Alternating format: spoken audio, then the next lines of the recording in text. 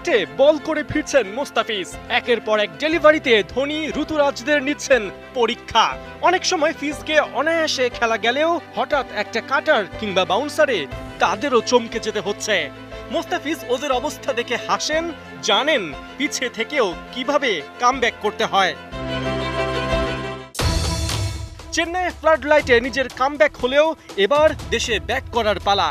পাঞ্জাব কিংসের বিপক্ষে বুধবারের অ্যাসাইনমেন্টই এবারের আইপিএলে মুস্তাফিজের লাস্ট ড্যান্স। এবারের আইপিএলে man of the match, purple cap, চেন্নাইকে ম্যাচ জেতানো ইনিংস কিংবা উইকেট টেকিং লিস্টের টপে নাম লেখানো, কি না পেয়েছেন মুস্তাফিজ, আরো স্পষ্ট করে বললে কি না করেছেন।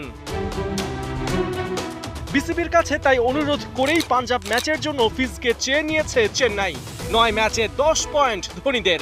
অন্যদিকে পাঞ্জাব 6 পয়েন্ট নিয়ে অনেকটাই পিছিয়ে।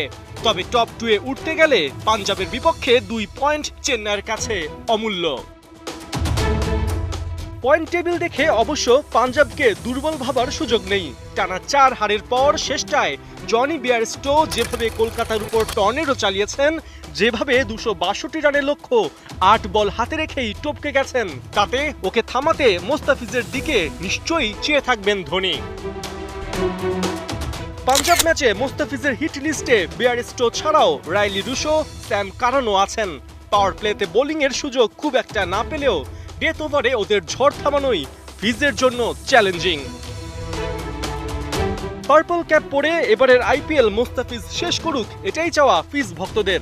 কিন্তু ভারতের মেগা ইভেন্টে ফিজকে ঘিরে অটোগ্রাফ শিকারীদের ভিড়ই বলে দেয় আইপিএলের অর্ধেক পথ চলায় ফিজ চেন্নাইয়ের হৃদয় জিতেছেন পুরোটা।